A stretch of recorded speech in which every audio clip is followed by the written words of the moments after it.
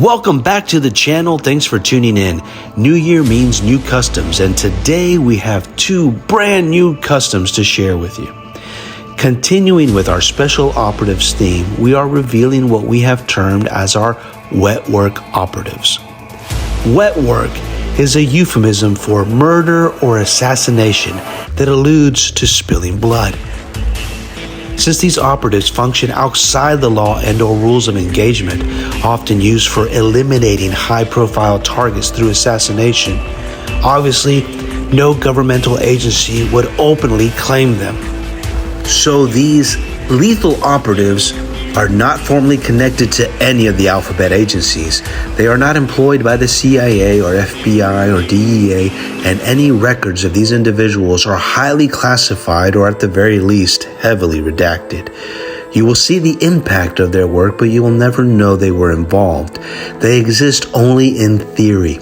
Gray men, Sicarios, ghosts that are summoned whenever there's a covert military or political operation that may require unauthorized means or measures.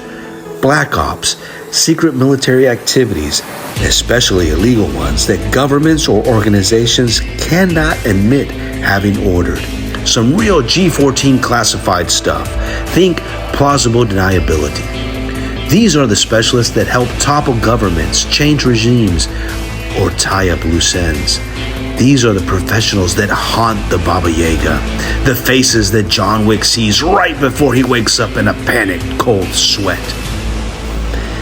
These high-speed hitmen are not part of a team or squad. They work alone, the very definition of an army of one. Highly organized, highly specialized, highly trained, highly skilled, highly motivated, elite killers recruited from a pool of the most select top-tier military operatives that show an exceptional talent and aptitude for situational awareness and problem solving.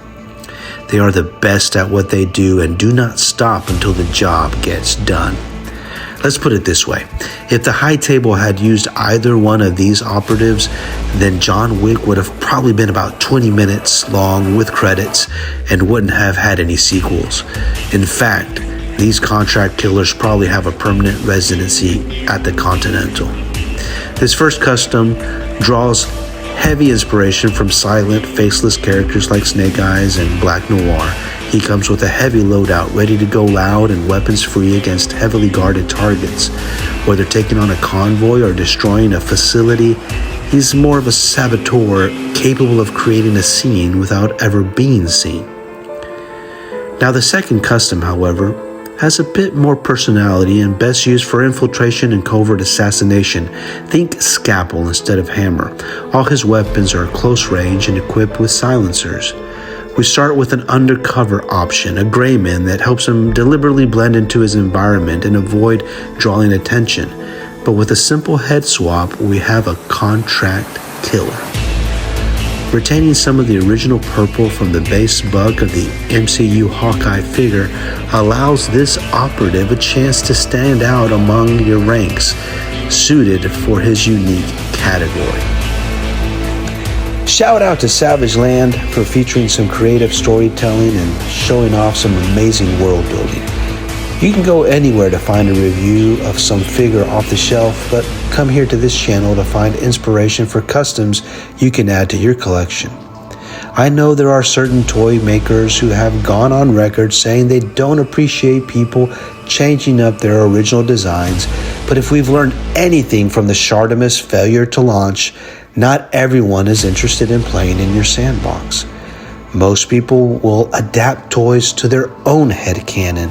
The best thing any toy maker can do for their customer base is 1. Keep figures affordable, and 2. Make them customizable so that you allow collectors the opportunity to be creative. And when figures are affordable, you're able to buy multiple to create customs with. Remember way back when you were just a kid playing with your toys, how you would mix and match different toy lines to fit your own narrative, and how challenging it became when you tried to play with a sibling or friend that didn't share that same interpretation of the lore? The reality is most collectors are adults who will end up doing what they want with the things they choose to spend their money on. So you can't expect everyone to stick to any one rigid storyline. We really appreciate you watching the video. You don't have to subscribe to the channel, but we would really appreciate it if you left a comment. We love to engage with fellow collectors and customizers, so drop a comment down below to let us know what you like and what you'd like to see next. Or drop a comment to tell us what you're working on in your collection. Leave a comment. Well, in fact, leave a comment on a comment. Leave a comment on a comment on a comment. Just start a comment thread, my guy. Be active in that comment section and comment down below if you think 2025 is the year you will finally see Uncle Tim actually review something. Comment down below if you missed the old Iron Ken before he went vegan and decided to avoid beef. Comment if you think Aaron, the toy enhancer, finally led Bobby to Christ. Comment if you think Bobby Vala's rant about cats is to mask his own insecurities. Comment if you think the new Monster Force line will be a real game changer. Whatever it is, we'd love to hear from you. Thanks so much for watching, and until next time, remember that at the end of the day gonna end. So don't wait until tomorrow to start living your best life.